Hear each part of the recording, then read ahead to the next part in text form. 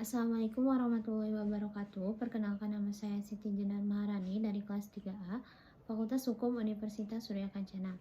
Di sini saya akan review sebuah materi hukum administrasi negara dengan dosen pengampu Dr. M. Randy Aridayandi SHMH. Di mana pada pertemuan ke-6 ini kita ditugaskan untuk membuat review dan PPT mengenai trias politika yang ada di Indonesia. Dan saya kebagian ke dalam kelompok yudikatif, di mana dalam kelompok yudikatif ini yang pertama terdapat komisi yudisial. Gagasan pembentukan lembaga mempunyai fungsi dalam ranah kekuasaan kehakiman sejak pembahasan RUU Ketentuan Pokok Kekuasaan Kehakiman di tahun 1968 yang diusulkan oleh MPH. Melalui amandemen ketiga UUD 1945 ini pada tahun 2001 disepakati tentang pembentukan komisi yudisial yang diatur secara khusus dalam pasal 28B ayat 1 UUD 1945. Selanjutnya terdapat wewenang dari komisi yudisial.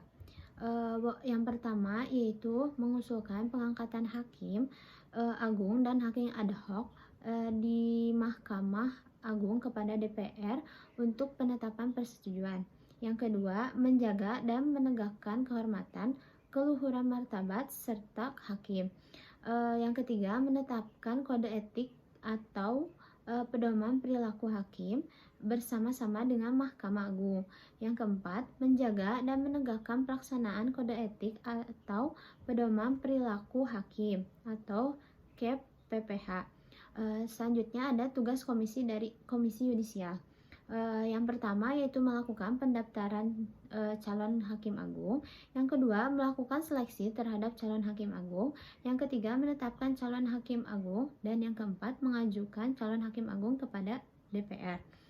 Selain itu juga terdapat dalam pasal 20 Undang-Undang Nomor 18 Tahun 2018 di mana tugas dari komisi yudisial ini yaitu mengusulkan pengangkatan hakim agung dan hakim ad hoc di Mahkamah Agung. Yang telah tadi dijelaskan sebelumnya itu diatur dalam pasal 20 Undang-Undang Nomor 18 Tahun 2018. Selanjutnya dalam lembaga yudikatif juga terdapat Mahkamah Konstitusi, di mana berdirinya lembaga Mahkamah Konstitusi diawali dengan diadopsi ide Mahkamah Konstitusi dalam amandemen konstitusi pada tahun 2001 yang dirumuskan dalam pasal 2 ayat 2, pasal 24C dan pasal 7B UUD 1945. Hasil perubahan ketiga disahkan pada 9 November 2001 di mana MPR menetapkan MK menjalankan fungsi MK untuk sementara diatur dalam pasal 2 pasal 3 aturan peralihan UUD 1945. Lalu DPR dan pemerintah pusat membuat rancangan undang-undang. Lalu terdapat wewenang dari Mahkamah Konstitusi yang diatur dalam pasal 24C, yaitu yang pertama, mengadili pada tingkat pertama dan terakhir yang putusannya bersifat final untuk menguji undang-undang terhadap undang-undang dasar. Yang kedua, memutuskan sengketa kewenangan lembaga negara yang kewenangannya diberikan oleh undang-undang dasar. Yang ketiga, memutuskan pembubaran partai politik. Yang keempat, memutuskan perselisihan tentang hasil pemilu.